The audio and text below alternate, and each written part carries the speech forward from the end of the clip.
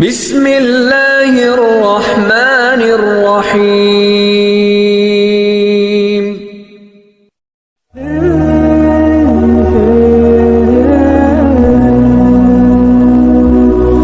بسم اللہ الرحمن الرحیم۔ شروع اللہ کے نام سے جو بڑا مہربان اور نہایت رحم فرمانے والا ہے۔ السلام علیکم۔ امید کرتا ہوں میرے سب بہن بھائی خیر و عافیت سے ہوں گے۔ اللہ پاک ہم سب کو اپنی حفظ و امان میں رکھے، آمین ثم آمین۔ میرے پیارے بہن بھائیوں، آج کا موضوع ٹاپک شب برات۔ شعبان المعظم کی 15ویں رات کو شب برات کہا جاتا ہے۔ برات کا مطلب نجات کی رات ہے۔ اس رات کی خصوصیت یہ ہے کہ اس رات میں اللہ تعالیٰ نے اپنے نیک بندوں کو اپنی خصوصی رحمت سے نوازا۔ اس رات ہر امر کا فیصلہ ہوتا ہے اور اللہ تعالیٰ مخلوق میں تقسیم رزق فرماتا ہے۔ پورے سال میں ان سے سرزد ہونے والے اعمال اور پیش عمل آنے والے واقعات سے اپنے فرشتوں کو باخبر کرتا ہے۔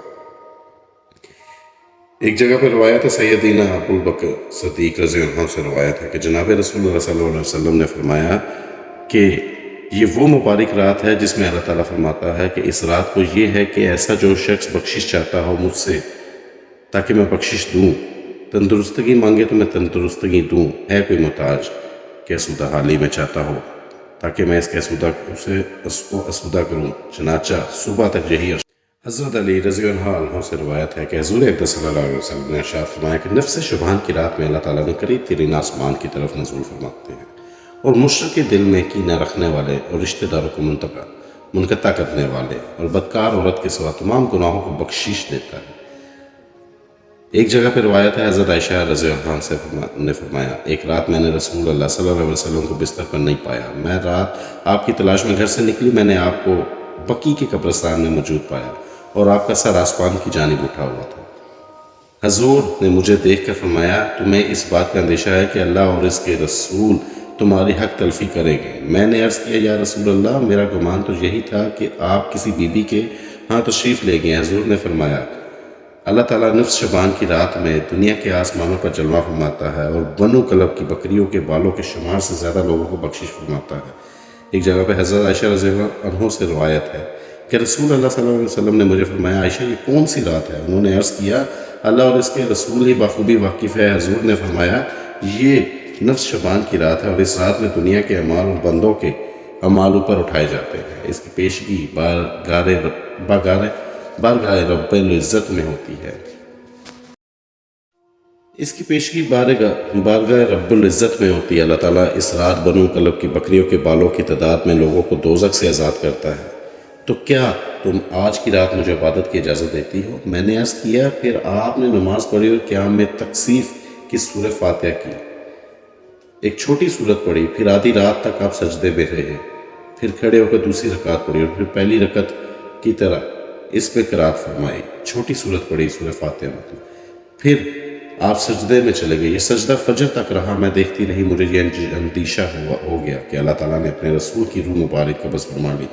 پھر جب میرا انتظار طویل ہوا، بہت دیر ہو گئی، تو میں آپ کے قریب پہنچی اور میں نے حضور کے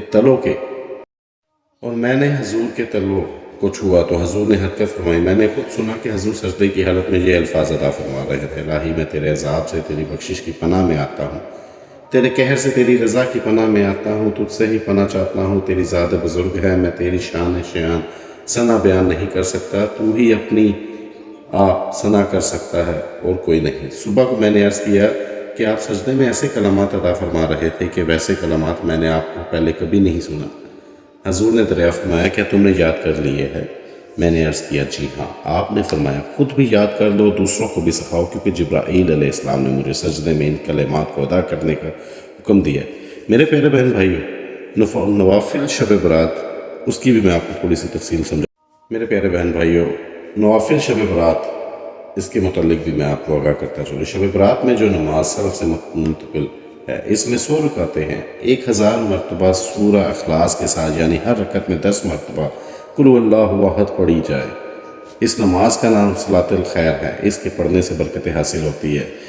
صالحین یہ نماز باجماعت پڑھتے تھے۔ اس نماز کی بڑی فضیلت آئی ہے اور اس کا ثواب کثیر ہے۔ حسن بصرہ نے فرمایا کہ مجھ سے سرور کائنات صلی اللہ علیہ وسلم کے 30 صحابہ نے بیان کیا کہ اس رات کو جو شخص یہ نماز پڑھتا ہے اللہ تعالیٰ اس کی طرف 70 بار دیکھتا ہے اور ہر بار کے دیکھنے میں اس کی 70 حاجتیں پوری کرتا ہے، جن میں سب سے ادنا حاجت اس کے گناہوں کی مغفرت ہے۔ اس نماز یعنی صلاۃ الخیر کو ان 14 راتوں میں بھی پڑھے جن میں عبادت کرنا اور شب بیداری کرنا مستحب ہے۔ ان راتوں کا ذکر ماہ رجب کے فضائل میں گزر چکا ہے تاکہ نماز پڑھنے والے کو عزت و فضیلت اور ثواب حاصل ہو۔ اس شب میں قرآن شریف، درود شریف، صلاۃ التسبیح اور دیگر نوافل کے علاوہ ذل کی نفل پڑھے۔ 8 رکعت نفل اس طرح پڑھے کہ ہر رکعت میں بعد سورہ فاتحہ کے سورہ قدر 1 بار اور سورہ اخلاص 25 بار پڑھے۔ 15ویں رات کو روزہ رکھے۔ اللہ عز و جل اپنے حبیب پاک کے صدقے تمام مسلمانوں کو خلوص کے ساتھ نیک عمل کرنے کی توفیق عطا فرمائے۔ بعد نماز مغرب 6 رکعتیں 2 رکعت کر کے پڑھے اور 2 رکعت نفل ادراضی عمر بالخیر ہونے کی نیت سے اور 2 رکعت نفل بلائے دفع ہونے کی نیت سے اور 2 رکعت نفل مخلوق کا محتاج نہ ہونے کی نیت سے پڑھے، اور ہر 2 گانا کے بعد سورہ یاسین 1 بار اور سورہ اخلاص 21 مرتبہ۔ اس کے بعد دعائے نفس شبان المعظم پڑھیے۔